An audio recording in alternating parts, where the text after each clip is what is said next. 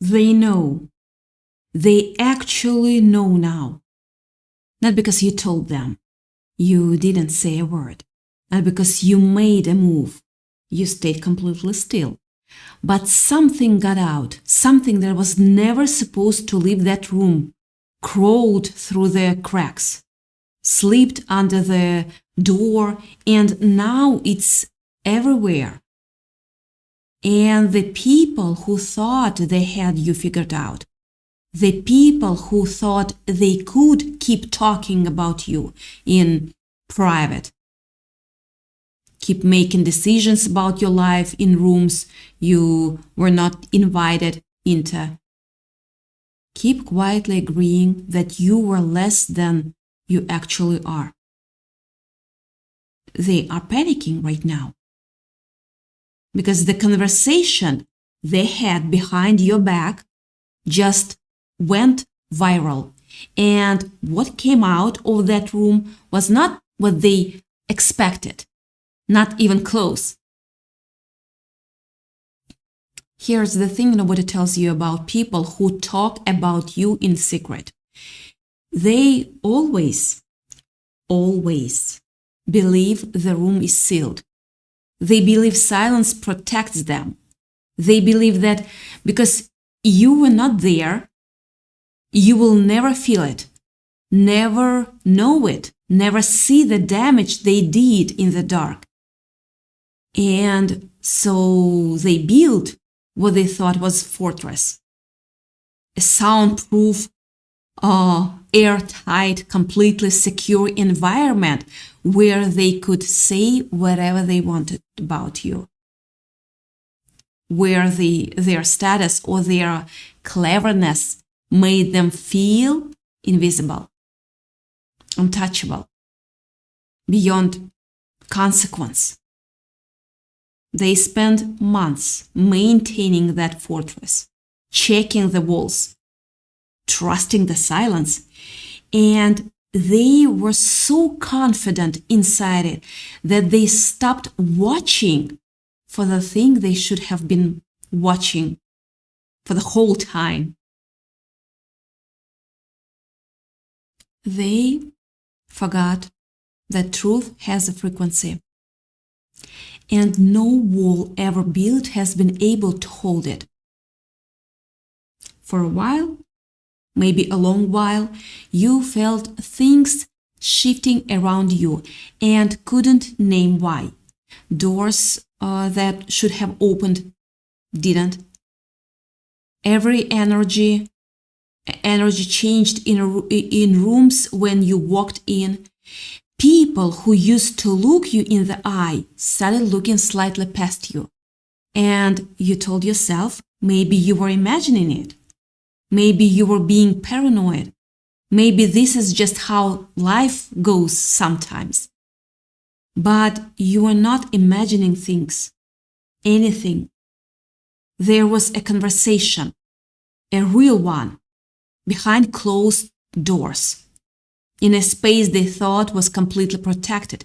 People gathered and your name came up, not casually, not the way names drift through small talk. Your name entered that room with weight, with history, with a specific kind of tension that only exists when people know they are discussing something they shouldn't be discussing, something they have been holding onto for a long time, for too long, something that's been pressing on the inside of that room for months, maybe years, like pressure building behind a wall that was never built to hold it. You were not supposed to know about this meeting. They made sure of that. They were careful about who was in the room, careful about the language, the language they used, careful about the face they'd wear the next time they saw you. And there is something specific that happens in that room, like that. When when someone is being discussed by people who have power over how their name is handled in the world, the air gets thick. The confidence that carried everyone in starts to feel a little less solid. Because on some level, every single person in that room knows they are doing something that wouldn't survive the light, would not survive the light. And then something happened that nobody planned for. Someone in that room couldn't hold it anymore. Not the anger, not the self-righteousness, but the weight of what they actually knew about you, what had actually been done to you. Because here is what that conversation revealed, and here is why it went the way it did. The people in that room were talking about someone they had underestimated. Seriously, fundamentally, embarrassingly underestimated. Their biggest mistake, the one that started unrevealing everything, was thinking you were just another person they could manage, just another situation they could contain. They looked at you and saw something small enough to fit inside their version of the story. They had no idea. They had no idea what they were actually dealing with. And somewhere in the middle of that conversation, that truth started cracking through the surface, the way it always does when people spend enough time in a room with the truth. It gets loud, even when nobody's saying it out loud. One person started pulling back, started getting quiet in a way that was different from the beginning of the meeting quiet. You know that kind of quiet? The one where someone's not thinking, they are feeling, where something's hitting them from the inside that they didn't budget for when they walked through the door. And then something broke. Not a dramatic breakdown, not a scene, but that particular kind of fracture that happens when a person has been carrying something that was never theirs to carry. The kind of fracture you can hear in a voice, see in the face, feel in the way the energy of an entire room shifts in about 3 seconds. Because when they were discussing, and what they were discussing was your future, your name, your access, opportunities that had been quietly redirected away from you, decisions that were made about your life without your knowledge, without your voice, without even the decency of acknowledging that you had one.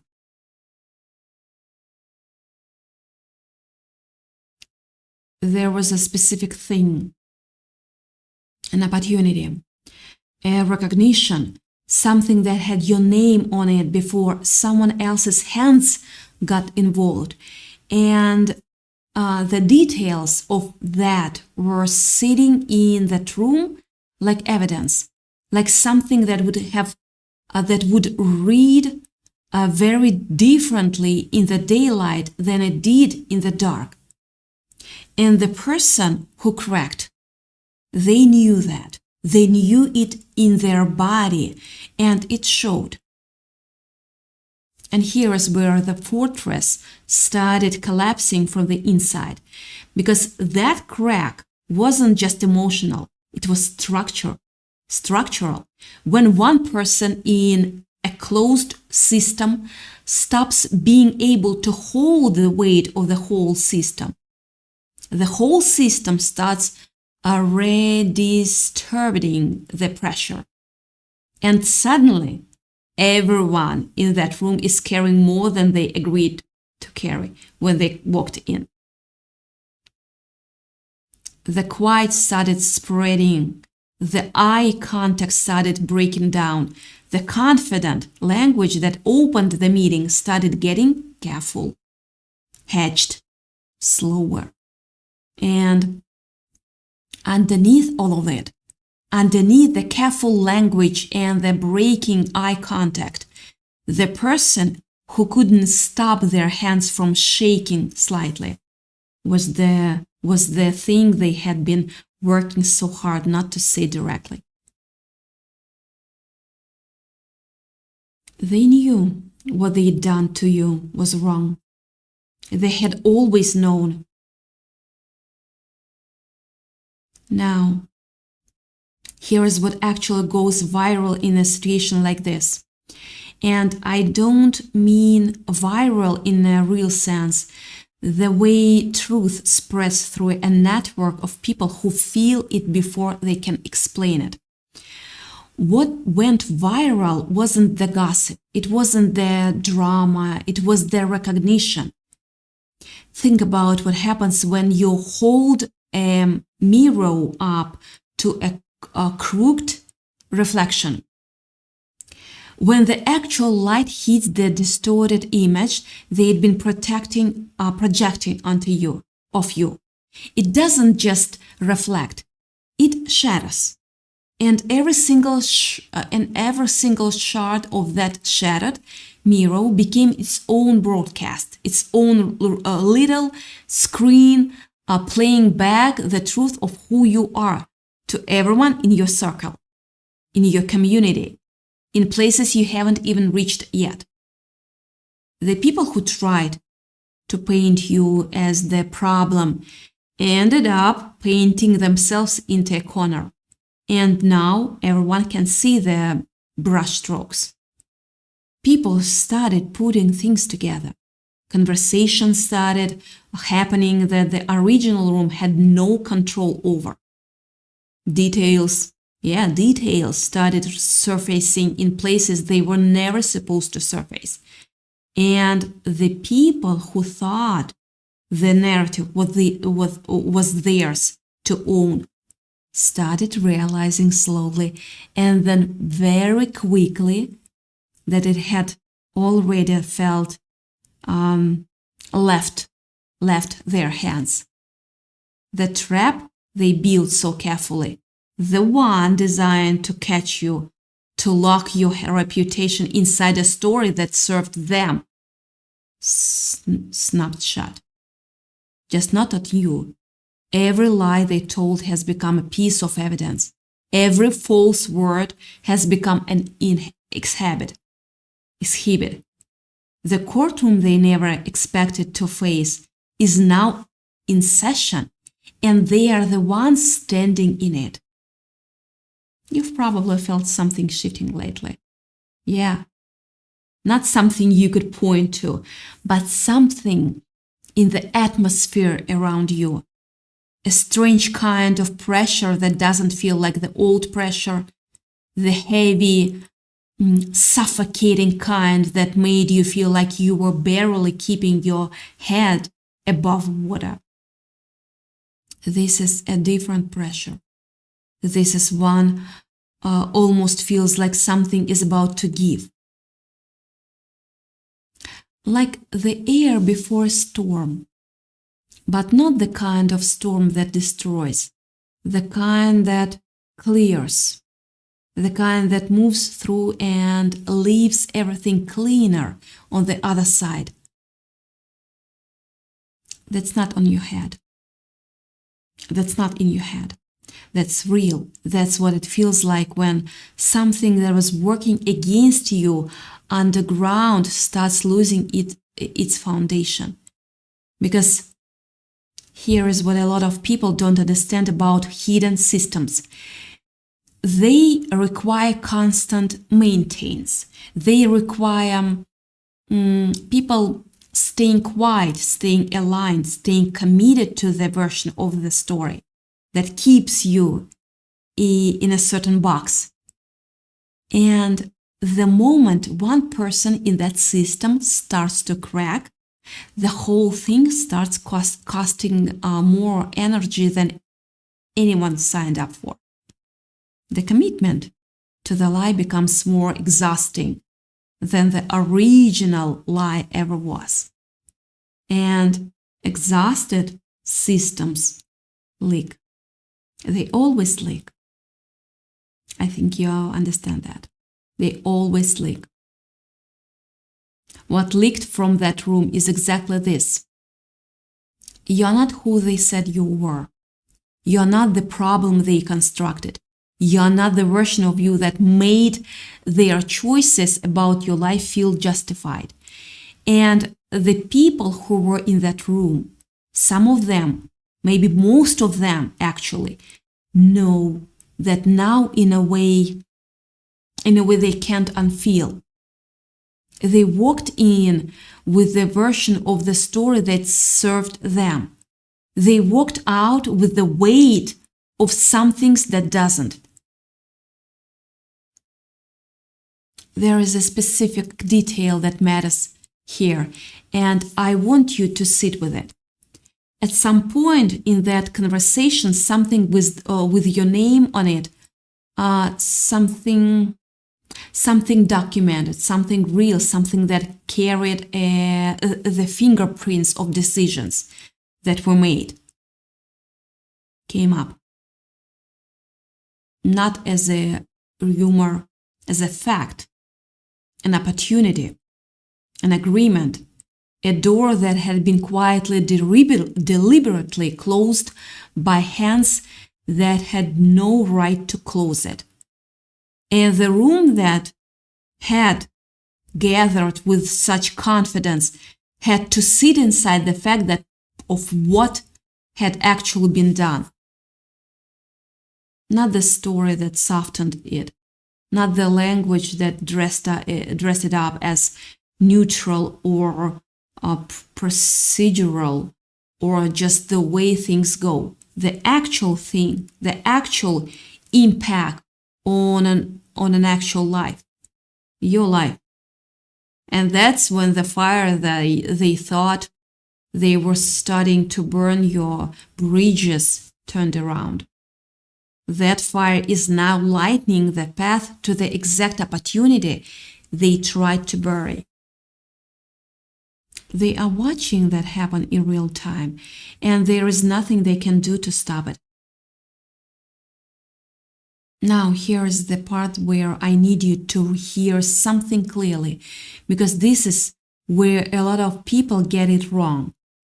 When something like this starts breaking open, when the truth that's been buried starts pressing through, the instinct is to react, to chase it, to run toward every person connected to your story, demanding explanations, demanding admissions, demanding that somebody just say it out loud already.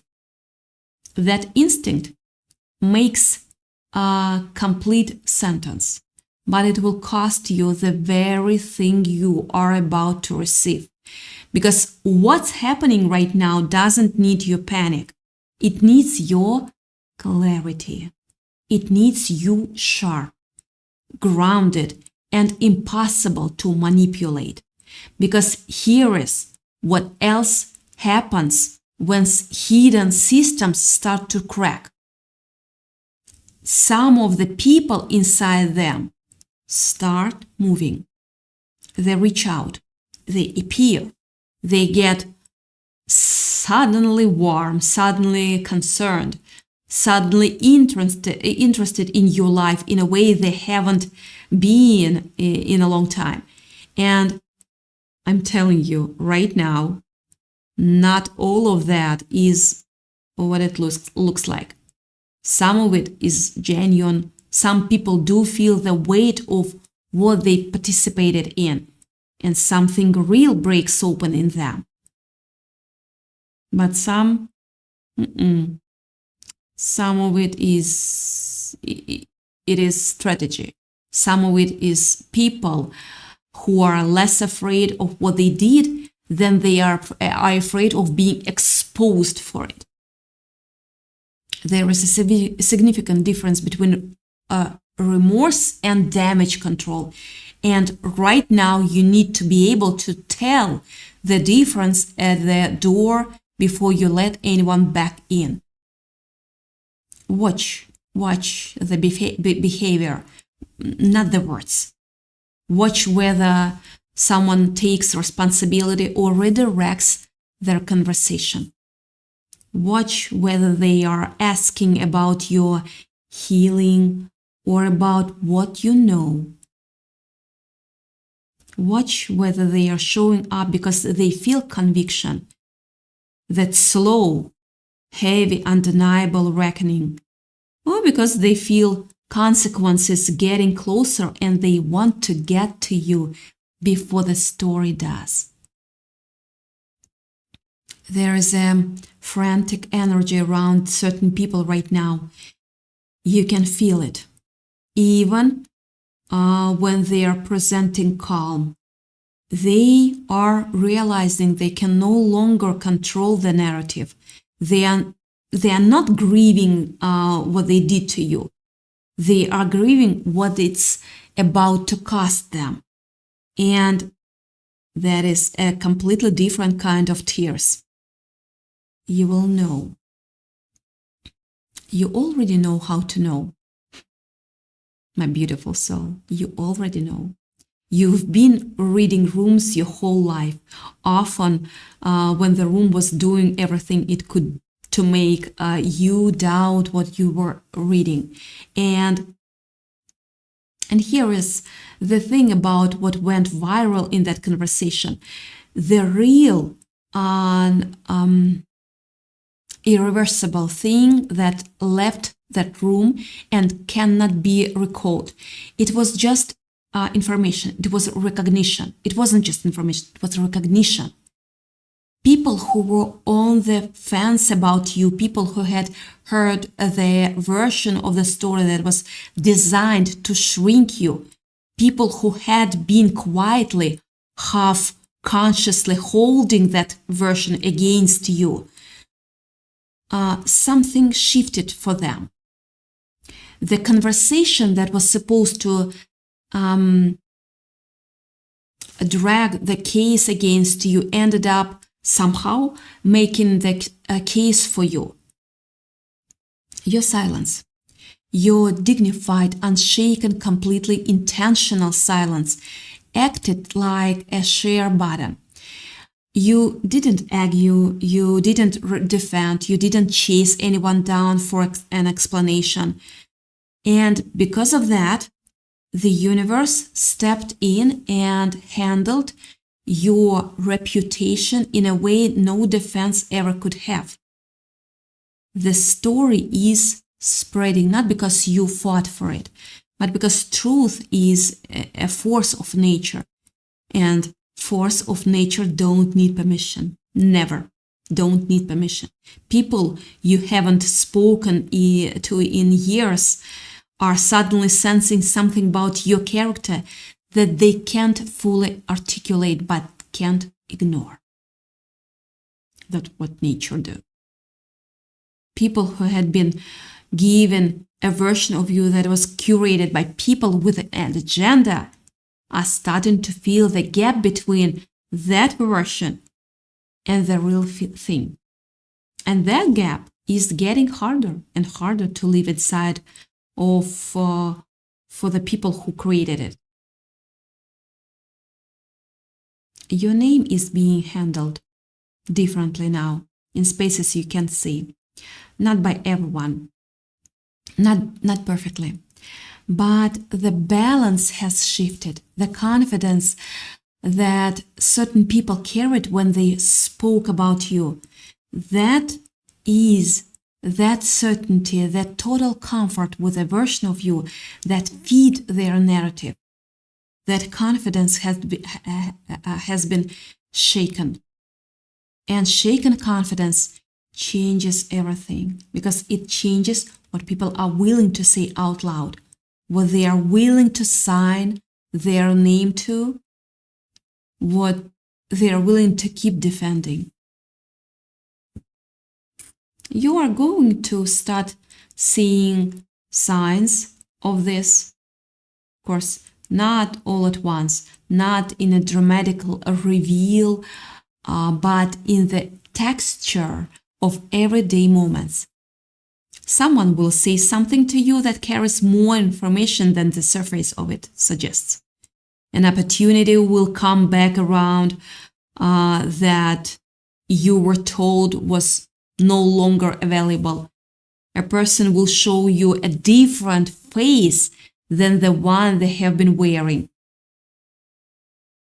And sometimes in a good way, sometimes in a way that tells you exactly who they are under pressure. A detail will land in your hands that you were never meant to have. A document, a name, a sentence, a piece of information that hits differently than it should for something so small. Pay attention to what changes, because what changes in the visible always reflects something that already happened in the hidden. And here is the most important thing I can tell you about all of that. You were never buried. You were planted. The whole time that conversation was happening, the whole time decisions were being made about you in rooms you were not invited into. The whole time you were being handled like something that could be quietly moved out of the way. You were growing underneath all of it, through all of it. And what's coming up now, what is pushing through the surface right now, has the specific unstoppable energy of something that was never really actually stopped, only delayed. And what gets delayed that long comes back with interest. The people who try to bring attention to what they called your weakness have forced everyone to look at something they didn't intend to show. Your strength, your consistency, the way you moved through something that would have broken most people and came out the other side, not bitter, not broken, but clear. They tried to make you the villain of this story. They ended up writing the origin story of someone who cannot be taken down. And they are the ones who published it. The meeting is over. But what it said in motion is just beginning. The person who cracked in that room cracked for a reason, because what they were holding was too heavy to keep holding, because the weight of what had been done to you was not something a human consequence, conscious, could comfortably carry forever.